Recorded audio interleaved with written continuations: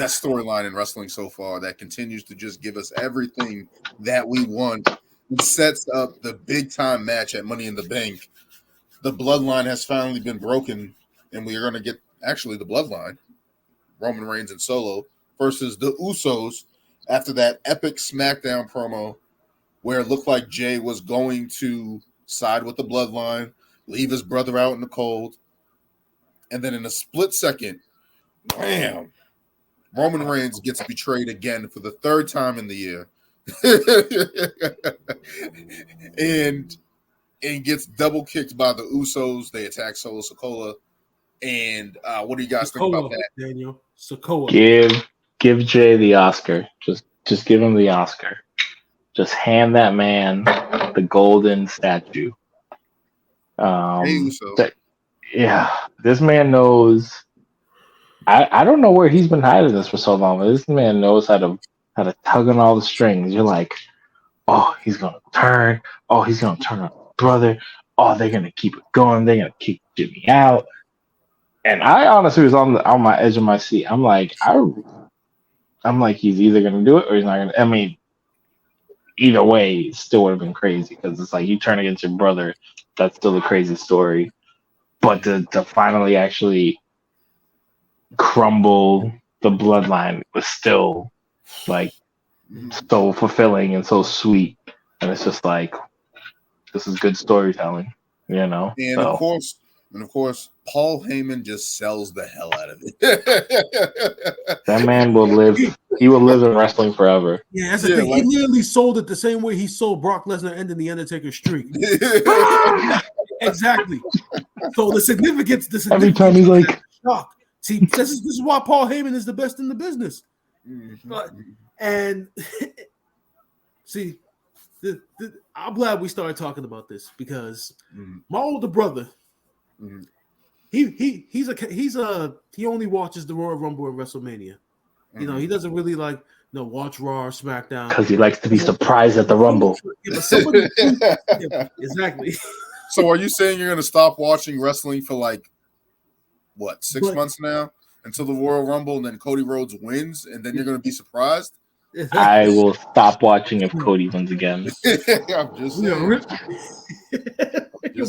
I'm gonna need a month off. I don't know why you're gonna take a month off. You're gonna have February, and then you're gonna have the WrestleMania. He's gonna win at WrestleMania. I'll be back for WrestleMania, but I'm gonna take a month off. He's gonna win. Ladies and gentlemen, this is going to continue until January 2020. All right, so this is going to be every episode. We're gonna come back to this every single time. So just stay tuned. Every week we see a Cody Rhodes promo. Every week we see Cody Rhodes fighting these mid carders, and then all of a sudden in the fall we're gonna. Brock ain't no mid carder. You calling Brock a mid carder? I mean, he's not good enough to be in the GO bracket. That's all I'm saying. That's all. He wasn't the one that you sent earlier today. That was from years ago. Still, that was not the updated bracket. Because I was until I seen the year on that, I was gonna say, why the hell is Brock Lesnar in this and not Roman? I literally was gonna say until I seen the year. I was like, okay. Next thing you're gonna tell me Booker T should be above Brock Lesnar. No, he shouldn't. Yeah, he should. Wow. Brian, go to sleep. Go to sleep, Brian. Go to sleep, Brian. Booker T did it. Go to sleep. Booker T had one good run. King Booker. When you look at how that Invasion storyline played out and that whole WCW purchase initially, that shit was fast. The entire thing was Booker T. So that actually counts for something because that whole storyline was meant to do so much more than it did, and for him to only be the only positive that comes out of it, that means a lot. Okay, question: when Booker T finally came over, did he win the title as regular Booker T, or did he only win it when we became King Booker? When he became King Booker, yeah. Exactly. That mean all those five time didn't mean shit. When he came over here, it didn't mean shit. He he was still entertaining. Didn't mean shit. He was still featured in storylines. As much as we hate that the WrestleMania 19 match, he still was a part. He still was in a championship match at WrestleMania. Mm-hmm. So I'm just saying, man. Yeah. Put some respect on but to go back to the Bloodline. So somehow my brother ended up watching this final segment, and he texted me that this Bloodline storyline may honestly be like the best storyline in wrestling history. To see the way that the way that Jey acts, and I think he said like to see the way that Jey acts, and the fact that he's taking this shit so seriously. Like he really be drawing you in because he almost got me. So you could definitely tell that Jey Uso has been the MVP of this whole Bloodline storyline from the very beginning, back to the Thunderdome era when the feud first started with Roman Reigns against Jey Uso. See the title. They're gonna go full circle. Give him the title. Give him the title. It's probably gonna be Roman against Jey for the title at SummerSlam. I think we're trending that because we're already getting this Civil War tag team match. Unless they decide to run it back at SummerSlam, I don't think they will. I think it makes sense for them to do Roman against Jey.